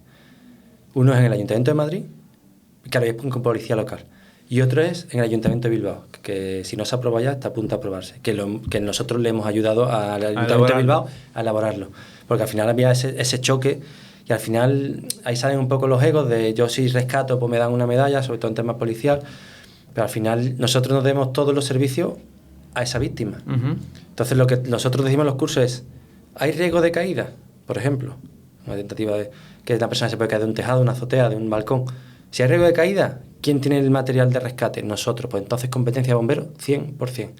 Y eso hay que hacerse entender a la policía, Guardia Civil, el Chancha, bomberos, Mossos de Escuadra, etc. Que es muy difícil porque son diferentes administraciones. Por ejemplo, en Madrid está Policía Local, SAMUR y bomberos, pero después Policía Nacional no está en ese protocolo. Y Policía Nacional en Madrid hay a patadas y llegan casi siempre los primeros porque hay muchas patrullas y se van moviendo. Entonces, tú llegas y hay policía, como el chico que te conté antes, estaba antes policía, pero al final tú ves que cuando la policía le habla, a lo mejor no le hacen caso, tú no vas a llegar, oye, quitarse que esto es mío. Eso tampoco, porque no va a crear otro problema a raíz de un problema. No es el momento ni el lugar. Yo recomiendo entrar suavemente, presentándote, diciendo, mira, ¿me dejas intentarlo? Hablar con la persona. Porque también los bomberos tenemos como más feeling con los ciudadanos. Porque al final el policía es como, tiene su presencia como más de autoridad. Mucha gente piensa que es delito, como te comenté antes. Sí, sí. Los sanitarios también tienen el problema de que si la persona ya ha ido a algún psicólogo o psiquiatra y le ha ido mal, pues ya a un sanitario no quiere ni verlo, porque dice que este otro como... Eso es cierto. Entonces al final nosotros estamos como en medio y al final cuando tú hablas y la persona te engancha, como me pasó a mí con ese chico, que yo hablé entre los policías se abrieron y me dijeron, pasa porque ha enganchado contigo. Es igual que si yo llego y engancha con uno que pasaba por ahí. Pues entonces yo lo que voy a dar son herramientas a esa persona para que intente seguir la comunicación y que se vaya ventilando de esa persona y ayudarle. O si hay un policía, yo le voy a ayudar. Pero tienen que tener en cuenta que si hay un riesgo de caída, no puede estar ese policía ahí. Entonces existe la cosa de que tienen que ir los negociadores de Policía Nacional, que hay uno por provincia, bueno, en la provincia de Cádiz hay dos, uno en Cádiz y otro en Algeciras. Sí. Lo conocí el otro día. Correcto, entonces... Que tuvieron una actuación con un sí, justo el día antes. El día antes que lo conocí. Correcto, hace la semana pasada. Sí. El miércoles creo que fue. Estuvo 2 horas o algo así, estuvo negociando. Entonces, claro, hay policías también que no saben que existe, pero claro, los policías, en nuestra asociación, como te comento, hay un inspector de Policía Nacional que encima es negociador, que es el negociador de Madrid. Y entonces él nos ha dado pauta de decir cómo trabajan ellos. Y claro, intentando trasladar cómo trabajamos nosotros a la Policía Nacional. Lo que pasa es que, claro, es un ente tan grande y como van rotando mucho, pues es muy difícil. Pero claro, como que ya se está empezando a meter el tema suicidio en diferentes ámbitos. Por ejemplo, el otro día, cuando estuvimos de formación en Cáceres y quedé con una prima mía que está estudiando enfermería, pues justo en una de las asignaturas están estudiando ahora el suicidio. Y nos sorprendió. Y digo, pues mira, no, estamos tratándolo. Y cómo hay que tratarlo, pues ya... Los próximos profesionales de enfermería tienen esa formación, que a lo mejor los anteriores no lo tenían, pues ya si la policía en algún momento meten esa formación en Ávila, pues ya todos los policías saldrán con una formación en tentativa de suicidio, que sea lo ideal para que todos los que vayan saliendo sepan, claro, las pautas básicas y a partir de qué es lo que se puede hacer como primer interviniente y hasta que los competentes, por ejemplo, si la persona que está haciendo un intento tiene un arma, entonces la competencia es totalmente de policía, nacional o local, porque hay un arma y hay un riesgo para terceras personas, incluso para los bomberos. Entonces ahí sí entraría policía, que es lo que dice el protocolo de actuación de Madrid y de Bilbao. Entonces eso se comunica, hay un arma, esto es vuestro. Y tú le dices a la persona, si yo quieres que siga hablando contigo, ni tienes que soltar el arma, porque si no van a entrar a la policía y actuarán como ellos crean que tienen que actuar. Entonces eso es un poco... como se actúa así. O sea, al final nosotros deberemos sacar a la persona de la zona de peligro, de zona de caída, y cuando estemos en un lugar seguro, dárselo al servicio sanitario. Nosotros somos un eslabón más de la cadena que está a punto de partirse, porque está en el momento crítico. Y si no conseguimos que se parta y se pospone la tentativa, vamos al servicio sanitario y después ya tiene que ser una cadena. Que después la cadena es una porquería, porque a lo mejor el sistema de salud del hospital de esa zona o ese sitio no funciona bien, pues ya ahí no podemos llegar. Porque eso ya a nivel... Dentro de la cadena hay varios eslabones. Claro, y nosotros somos uno más. Entonces nosotros vamos a llegar hasta aquí y te traspasamos al siguiente servicio. Y esa ambulancia te llevará al hospital y te pasará un especialista que decidirá si te da un tratamiento, si te hace unas sesiones o te ingresa, dependerá de lo que él valore. Y ahora eso será mejor o peor, pero eso ya hay... Entonces al final es un poco eso. Entonces las competencias un poco según si hay riesgo de caída o hay que abrir una puerta, pues nosotros tenemos las herramientas eso. Y si hay, por ejemplo, armas o peligro para terceras personas, entraría policía. Vale, escape... Así a grosso modo. Vale, a grosso modo. La persona que amenaza con suicidarse y a través de una explosión de gas, por ejemplo... Sería competencia de bomberos. Lógicamente tendrías que desalojar el edificio según nuestros protocolos. La instancia de seguridad, claro, ahí tendrías que ir equipado con EPI de incendio, con tu equipo autónomo. ¿Recomiendas usar el uniforme al completo? Como que el uniforme imagínate, tentativa, vas a negociar y vas con el casco, bueno, yo sé que con el walkie sí, quizás, ¿no? Pero el walkie distorsiona mucho, o sea, al final... ¿Teléfono con pinganillo? O sea, de alguna manera, el que está interviniendo tiene que estar comunicado con el resto del equipo, ¿vale? Porque al final tienes que pedir información, te van a dar información, a lo mejor pides agua para la persona, porque al final son, como te he comentado, son intervenciones muy largas. Entonces al final, pues si tú pides agua, tienes que tener a alguien para poderle decir, oye, tráeme una botita de agua, que la persona tiene sed o tiene frío. Entonces tú tienes que te comunicar. Normalmente lo que, como decimos en los cursos, que se trabaja, como los bomberos trabajamos por pareja, en binomio, Tú tienes tu equipo SOS, que es otro compañero, y ese compañero normalmente es el que se dedica a las comunicaciones, ¿vale? A ayudarte pues con lo que es la escucha activa y la negociación para que deponga. Entonces él te va pasando información, pues decir, mira, han llegado los compañeros, está aquí tal persona que a lo mejor nos puede facilitar algo, no sé, o alguien que ha traído, o sea, mira, que la persona está en un sitio que está cerrado con llave y a lo mejor te dice, mira, pues ahora tenemos las llaves. Pues tú le tienes que pedir permiso a esa persona, decir, oye, mira, ¿puedo entrar? Ya sé que estás tú en el balcón, ¿puedo entrar en la vivienda que me han facilitado la llave un vecino, el conserje, un familiar tuyo? Y hablamos en un sitio más tranquilo, más íntimo, que no estemos a la... Entonces toda esa información te la tienen que facilitar, entonces tú necesitas conversación, pero es verdad que cuando tú estás centrado en la conversación, por la experiencia que yo tengo y por los cursos que hemos hecho, que al final es que no quieres ni comunicación, o sea, tú quieres, estás por y para esa persona. Yo me acuerdo cuando me diste la formación, yo hacía de mando, me tocaba hacerlo, y debo hacerlo porque me formo para mi función en particular, pero la cantidad de formación que me llegaba a través de los roles que desempeñabais cada uno, como lo que yo tengo que preguntarle a una persona, si había antecedentes, luego comunicarlo, hacerlo bien conlleva un... O sea, es un trabajo, es duro, pero claro, al final duro, esa información la necesitas para poder entender mejor a esa persona y acercarte a ella y hablar con ella. Y lo ideal es que esa persona sea la que te facilite esa información. A veces te dan información de anterior, que hay gente que lo conoce, pues mira, puede que algún antecedente, pero no te va a contar realmente los de alrededor, no te cuentan el problema en sí o todo el problema, porque como verás en estos libros hay muchos problemas, o sea, es un cúmulo. Entonces al final tú necesitas ganar esa confianza para hablar y que esa ambivalencia en el momento más crítico, que es la tentativa, la báscula vaya hacia el otro lado, al final es una crisis. Intensidad. Y las crisis tienen picos y se disparan y después también en cansancio afecta, baja, suben y al final se va hablando y se va valorando y se va ventilando. Y al final... ¿Quién ha sido, esto ya a ver si tenemos un poco de humor en el tema, quién ha sido la persona que te ha dado una información súper importante que tú no te la esperabas? Y o sea, el conserje, no sé, ¿quién? Alguien que te diga, este hombre lo sabe todo, esta mujer me ha dicho esto y me he quedado diciendo, y nadie de la familia lo sabía, o te ha sorprendido que tú digas...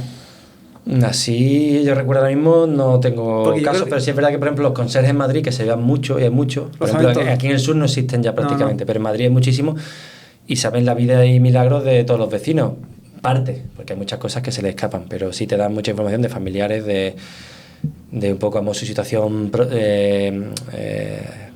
cercana, iba a decir, de su situación última, de algún acontecimiento cercano que haya pasado, pero que un poco eso, porque después, yo qué sé, te puedes decir un viandante que lleva ahí media hora, o el tiempo que lleva en el sitio, pero hay cosas que no, al final es mucha información y tú al final lo que quieres es acercarte a esa persona y hablar con ella, bueno, y escucharla sobre todo, como hemos comentado, que al final lo importante es escuchar, es nuestra primera opción. Y si negociando con una persona me agoto mentalmente, físicamente, un 5 de agosto, a las 3 de la tarde, estoy agotado físicamente, 2 horas, aguanto, pues, tengo que aguantar y aguanto, pero no sería recomendable no estar en las mejores condiciones físicas, pero ya es que mentalmente es que ya no puedo, me estoy quedando sin recursos.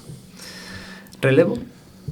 Si tú lo estimas oportuno es lo suyo, o sea, que tú también sepas dónde está el límite, o sea, tú decirle a la persona, mira, yo ya me estoy sintiendo mal, si yo estoy mal, entiendo que tú también tienes que estar mal, porque si yo me estoy cansando, fíjate sí, tú una que buena salida, claro. Esa persona que está con esa tensión también puede sufrir ese agotamiento. De hecho, por un vídeo en Los Compañeros de Madrid, no sé si era un 21 de julio a las 3 de la tarde, exactamente lo que tú has dicho, estuvieron 2 horas y fue muy duro, o sea, pleno sol, 40 grados, o sea, al final eso desgasta a cualquiera. Entonces al final tú tienes que saber decidir, ya sea por fatiga física o por fatiga mental, porque al final tú te estás metiendo en el dolor de esa persona, estás empatizando, y cuando empatizas y eres claro y haces esa relación humana, porque al final lo tratamos, son humanos y podemos ser cualquiera, al final a ti te afecta, o a lo mejor te está explicando algo que tú has vivido hace mucho tiempo y te está sacando miedos o dolores que tú has guardado y has aislado ahí en el fondo de tu ser o de tu mente, y al final dices que esta intervención me está afectando a mí también.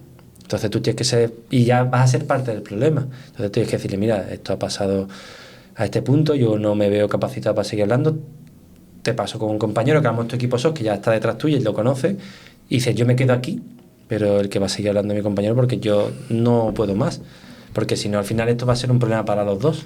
Y eso se presenta y se habla tan normal, y hay que saber, igual que cuando tú estás en un incendio y has petado, porque te ha dado un golpe de calor, y dices, mira, le dices a tu sargento, tu cabo, mira, no puedo más, estoy ahora mismo seco.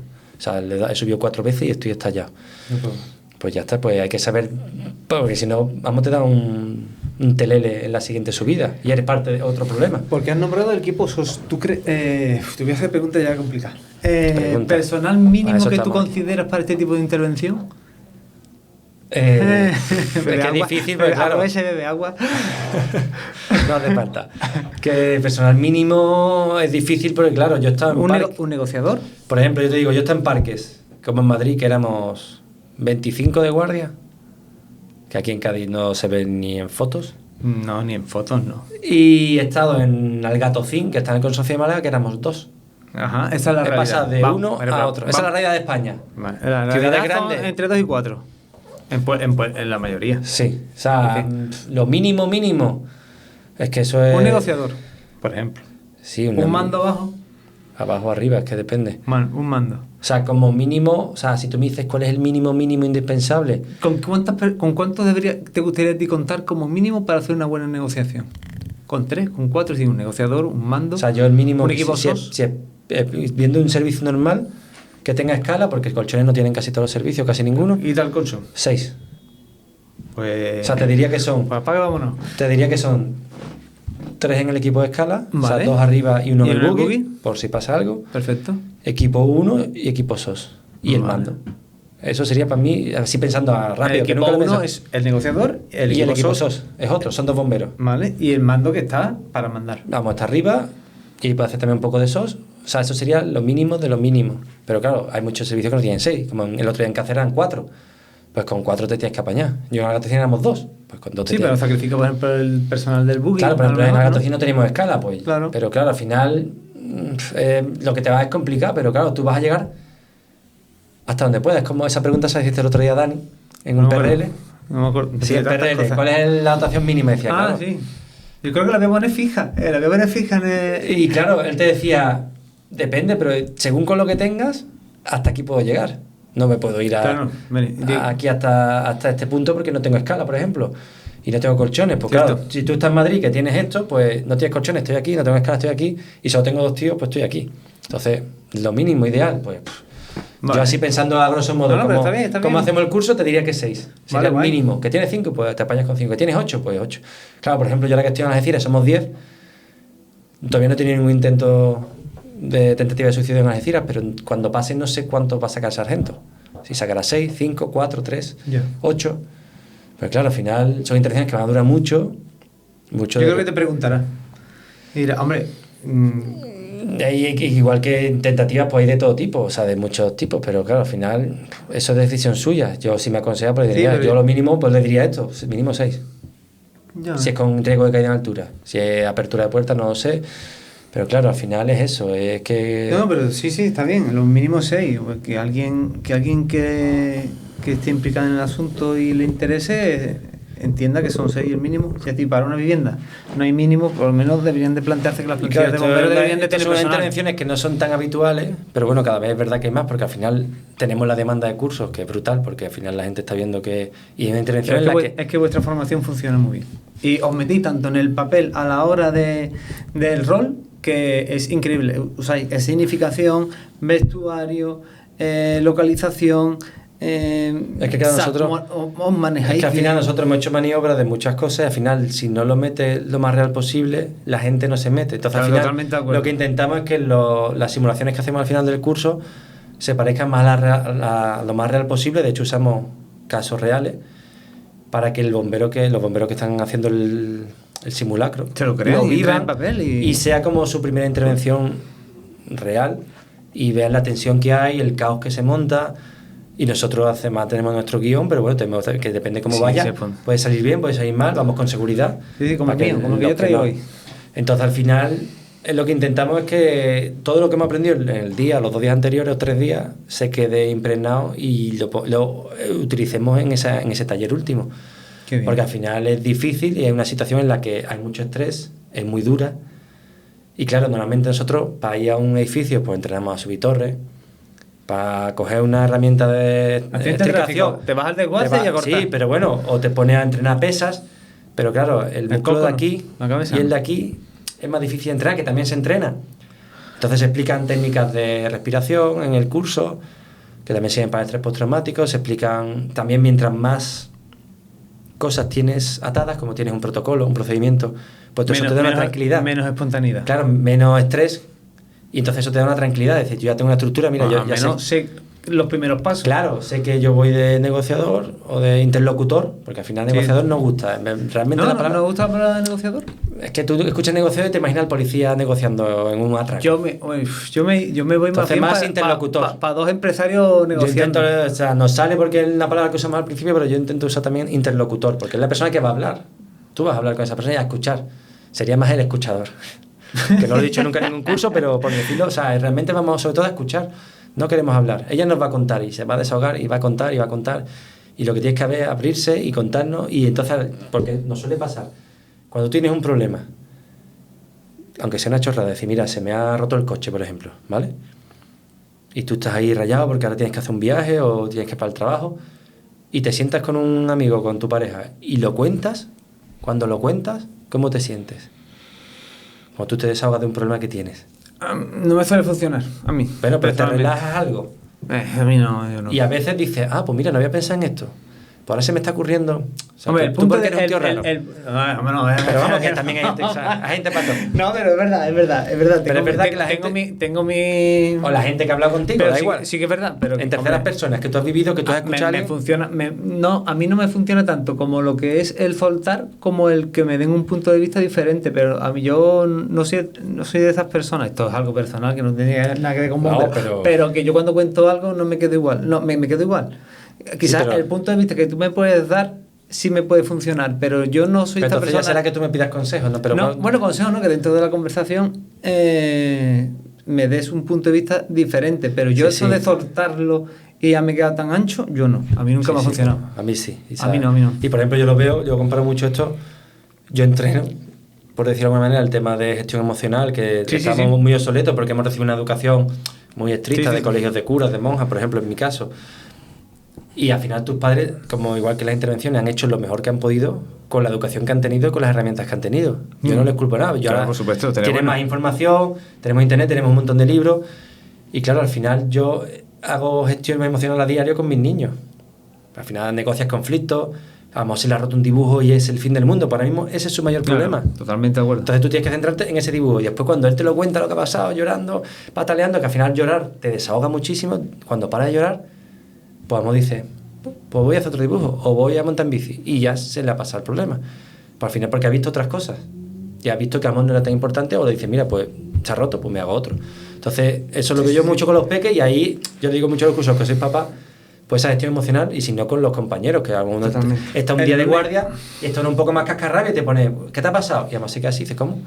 Porque tú cuando ves a alguien mal dices, no me voy a acercar porque me va a empezar a hablar y me va a tener aquí 3 horas. No me apetece. Claro, porque tú tienes problemas, pero al final Amor lo que necesita esa persona es que alguien le escuche. Y Amor con eso ya se le baja su, de hecho, su intensidad, su problema o ve otras opciones. Y muchas veces lo que hacemos es, ¿y a quién le gusta ver a alguien llorar? No, espero que a nadie. Pero llorar es bueno y muchas veces... Sí, pero que a nadie lo disfrute. Pero que intentamos cortar el llanto y muchas veces tienes que aguantar ese llanto. Vale. ¿Sabes lo que te quiero decir? Perfectamente. Que muchas veces, venga, no llores, no pasa nada. Vamos, yo te cuento, o sea, para mí la peor intervención que he tenido de bombero hasta el día de hoy, o sea, que más me marcó, bueno, una de las que más, pero vamos, la que más me marcó a un principio, y para mí fue la más dura, fue un intento de suicidio, consumado, vamos, acabó mal. Y te cuento, o sea, nos avisaron, eran las 10 y pico de la noche, nos avisaron de una persona que era en un patio interior, o que parecía que se había quedado alguien en un patio interior. Salimos con el bull de otro parque, salió la escala, colchones y demás, era en Madrid. Y cuando llegamos nosotros, acababa de llegar una patrulla de policía local y había un cuerpo en la acera. Cuando nosotros nos acercamos a ese cuerpo, en ese momento escuchamos encima de nosotros, por la ventana, mamá, se ha tirado. Empezamos a escuchar gritos, claro, nos quedamos los compañeros y yo mirándonos, diciéndonos, o sea, nadie sabía que esto había pasado. Había llamado un viandante, no había llamado a nadie. Y me dijo el cabo, dice, Jaime, porque yo, aparte de otras formaciones, tengo también primer auxilio y tal, y he hecho algo de primer auxilio psicológico. Me dice, Jaime, vete para el portal. Y yo me fui al portal y yo me encontré con la madre. Yo lo que hice fue abrazarla, o sea, y pararla.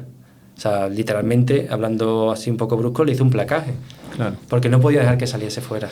No sabía cómo se encontraba esa chica, porque no me dio tiempo a verla. O sea, fue tan rápido todo. Y yo le abracé, ella me empujó, no sé si me pegó en el pecho, porque ella quería ver a su hija, mi hija, y de repente se me derrumbó. Claro. Y claro, cuando se te derrumba una madre y tú estás viendo a su hija, que no sabes cómo está realmente, yo me senté en el suelo y la abracé. Y creo que fueron 10 minutos. Y ella empezó a llorar. Y yo le dije, lo siento, pero no te puedo dejar ver a tu hija ahora mismo. O sea, la verás, pero ahora mismo no puedo dejarte. Y ya no hablé más. Se me hicieron eternos. Y es que no le podía cortar ese llanto, no le podía decir nada a esa persona. ¿Sabes? Y para mí, vamos, esa noche yo no dormí, ni ninguno de la dotación. O sea, ya después por la mañana hablamos y digo, ¿qué tal? Y dice, toda la noche mirando el techo. Con la imagen de la madre, con la imagen de su hija. ¿Y qué haces ahí? Pues acompañar. Es que no te queda más. Estar presente. Claro, esa persona no tal, yo no sé si se acordará de mí o no, o sea, porque ya no... No creo que te haya olvidado. Pero a lo mejor ese abrazo es... Yo le di la no mano... capaz de ponerte cara, pero claro, esta persona no se olvida en la vida. Pues yo aporté ese poco de... Te iba a decir tranquilidad, de cariño en ese momento tan duro que tu hija se tira por una ventana. Es muy duro, entonces al final es duro aguantar ese dolor porque estás viendo el dolor máximo, porque yo también ya era padre. Y en ese momento tú empatizas y dices que me pasa esto dentro de unos años. ¿Qué edad tenía ella? La que se precipitó. No te lo voy a decir, pues no, creo que no, tampoco es relevante, pero bueno, que al final da igual que sea con 15, con 20, con 30, que al final es un hijo tuyo y yo creo que el dolor es igual, o sea, no, eso no veo yo un dato. Lleva razón. Y vale. Ahí se me quedó eso, o sea, y yo hice lo que pude. Ahí ya creo que ya la unidad estaba ya formada, pero eran los inicios, digamos. O sea, ya lógicamente el curso ha ido cogiendo su forma y ha ido, por ejemplo, el bloque de estrés postraumático en ese momento no estaba. Cosas que tú vas viendo y dices, mira, pues esto no estaría mal. Pues, o sea, que vamos aprendiendo de nosotros y de los compañeros que te dicen, mira, y si hiciésemos esto. Y al final eso te marca y dices, mira, por lo menos hice todo lo que pude. Que podía echar un poquito más, pues a lo mejor sí, pero digo, es que no, en ese momento no hay más. O sea, estoy sentado en la acera, en un portal, y hasta que vino la psicóloga, que se activó afortunadamente, porque claro, le iba a dar una atención mucho mejor y más específica y tiene más recursos, porque al final los psicólogos que tienen son sus conocimientos, herramientas, que al final te explican ciertas pautas, igual que tú, por ejemplo, puedes explicarle a una persona cómo usar un extintor, pero al final tú tienes más recursos, cómo usarlo mejor, cómo meterte, claro, porque tienes más experiencia, pero al final dices, mira, tú aprieta aquí y dispara. Pues me dicen, ¿tienes estas herramientas? Pues úsalas, pero al final lo que damos son herramientas para poder utilizar tanto en ITS como en otros tipos de intervenciones. Para los primeros auxilios psicológicos son cosas que no se ven, que son, tú ves a una persona con un brazo roto y tú le estás viendo y le dices, ah, mira, pues te voy a ayudar a coger la bolsa, tal. Pero si tú tienes un problema aquí dentro, que tienes el corazón roto por unos dolores, por un sufrimiento, y eso no se ve, pues al final te lo guardas, te haces tu escudo. Hay gente que aparenta que está contenta pero está reventada. Y después se mete en su cuarto y se pone a llorar o tiene un problema de bulimia y al final hay gente que lo disimula muy bien.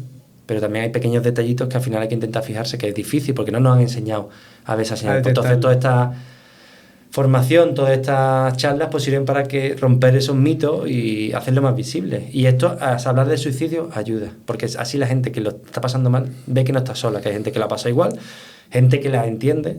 Porque al final todos estos bomberos que formamos al final van a entender mejor a esas personas que están pasando una mala racha, un mal momento, y al final son personas y hay que tratarlas como personas, como seres humanos, no como delincuentes, que a veces tuve intervenciones o vídeos de gente que dices tú, chaval, esa no puede, O sea, la persona no ha hecho nada a nadie, sí, se quería tirar o hacer tal. Simplemente pero no a está, veces la tensión, no está en su mejor momento. La tensión y ver, porque al final lo llevan en el ADN, por decirte, compañeros policías que le hacen ahí unas llaves que dices tú, yo creo que no es necesario, ya la has reducido, lo has quitado el peligro, ¿vale? Pero ya no hay que estar aquí más allá, pero al final eso crea mucha tensión. Te entiendo perfectamente. Igual que a ti también, cuando tú tienes un momento de tensión y eso, dices, y te relajas, y dices, estaba aquí que no sabía cómo iba a salir esto, o si esto se iba a poder abrir la puerta por aquí para el tráfico, y se ha abierto, menos mal, porque es que si no ya no sabía por dónde iba a sacar la víctima. No tenía plan, no tenía otro plan. Claro, tenía otro, pero ha fallado y ahora se está complicando, o me está diciendo el sanitario, mira, tienes que sacarlo ya porque es que se está parando,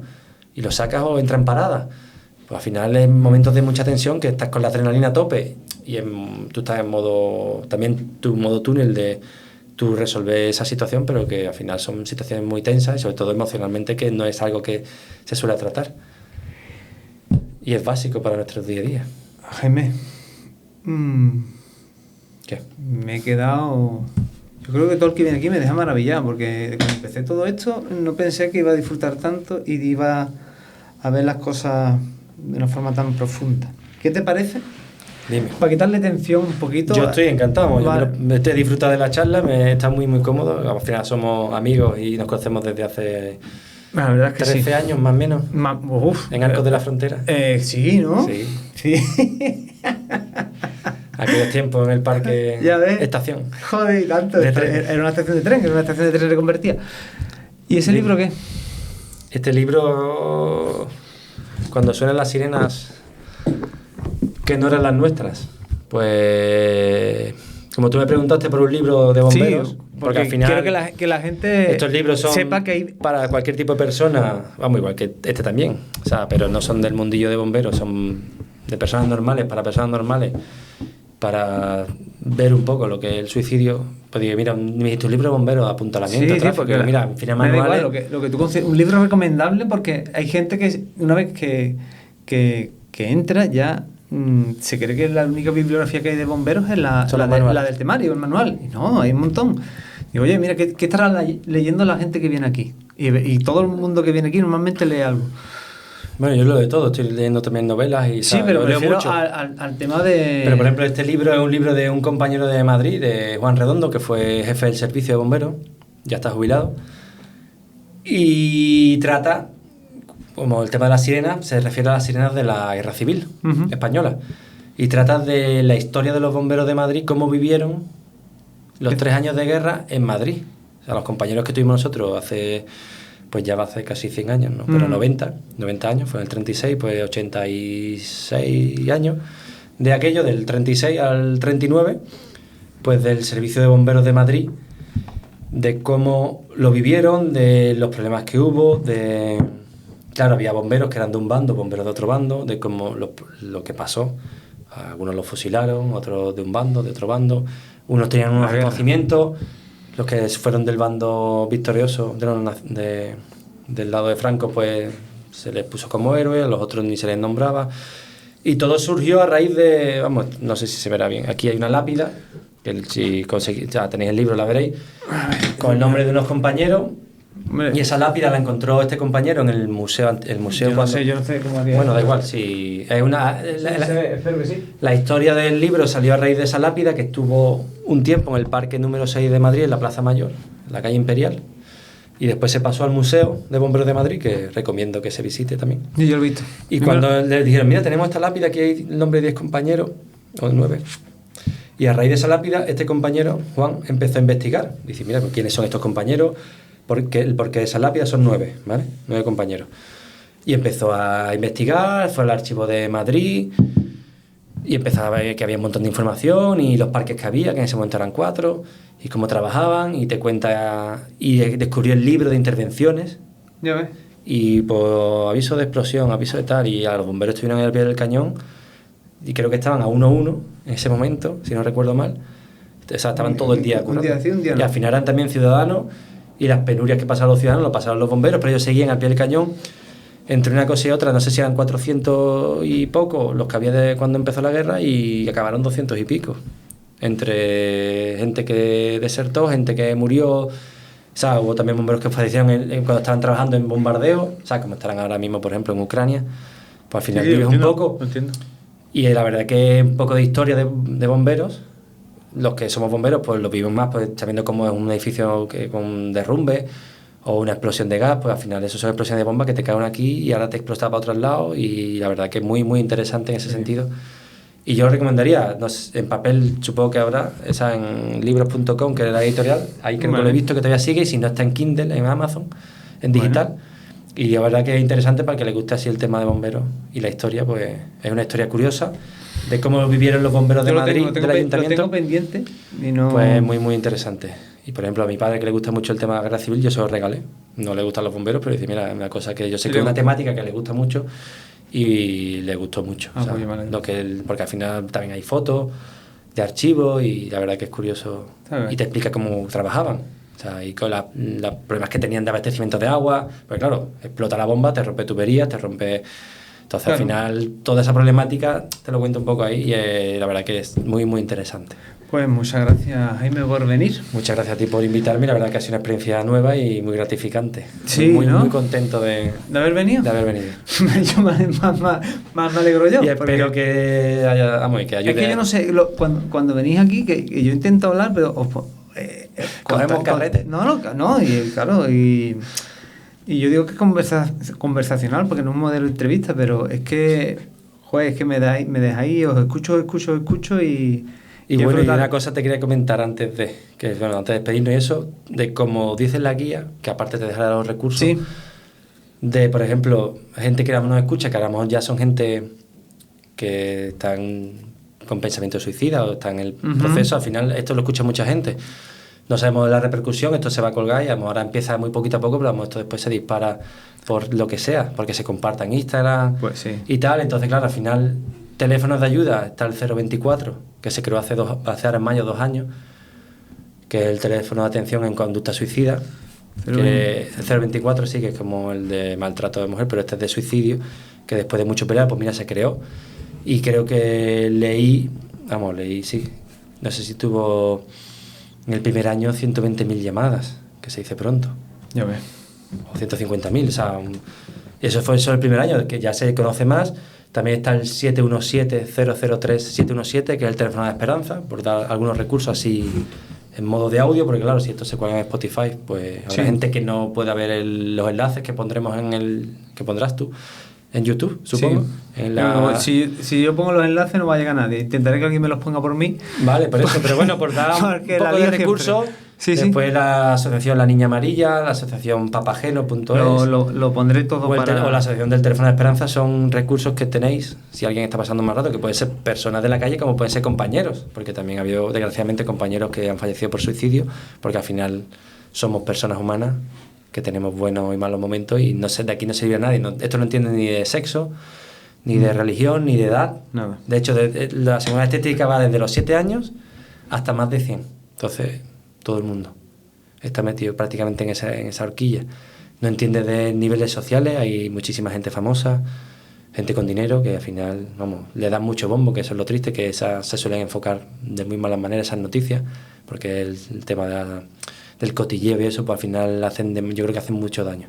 Que se tiran varios días hablando de una persona, como pasó con Blanca Fernández Ochoa o con Verónica Forqué, pues al final eso es tratar mal la información y hacer mal uso de cómo comunicar noticias de suicidio. Claro. Que digamos que hacen todo lo contrario a lo que recomiendan la guía, y al final esto es un problema social que está estipulado por la OMS desde el año 2001, y que está ahí y que hay que poner soluciones y dar soluciones sobre todo, y hacerlo visible, que es lo que estamos haciendo. Así que muchísimas gracias por este ratito. Y yo sé que mucha gente lo va a agradecer. Esperemos que hayamos... Y que ayude a mucha gente. Y compañeros. Que seamos útiles y los compañeros, pues nada, que sepan que...